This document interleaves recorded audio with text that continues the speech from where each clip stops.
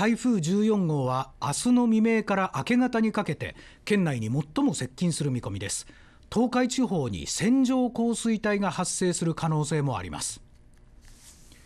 大型の台風14号は九州付近を北上し、次第に進路を北東に変えて明日の未明から明け方にかけて県内に最も接近する見込みです。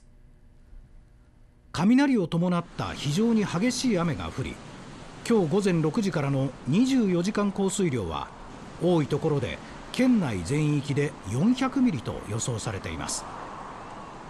東海地方では線状降水帯が発生する可能性もあります。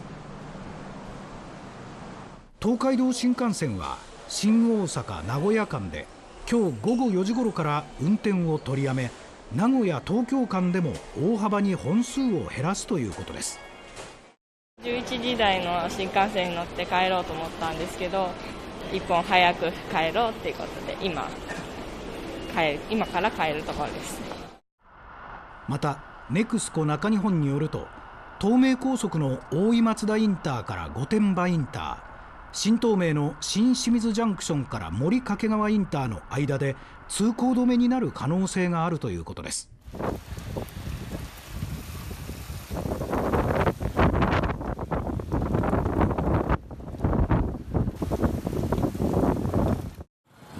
牧之原市では昨日午後4時前に竜巻とみられる突風が発生。市によるとドラッグストアの外壁の一部が剥がれ、2人が軽い怪我をするなど27棟に被害が出ました。朝から杉本喜久夫市長らが被害状況を確認しているほか、静岡地方気象台の職員も現地調査に入っています。では牧之原市から中継です。はい、竜巻とみられる突風被害があった牧之原市大沢地区です。こちらでは日差しも差していて湿度が高くムシムシと感じられます。1時間ほど前まで気象台の職員3人が現地調査に当たっていました。そしてあちらをご覧ください。住宅の柵が折れ曲がっているのが分かります。住民の方によりますと、昨日ドンという大きな音がして外を見てみると、柵の後ろにあった物置が下の用水路に落下していたということです。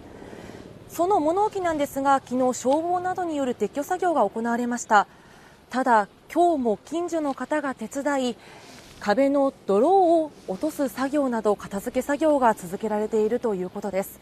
こちらから中継でお伝えしました。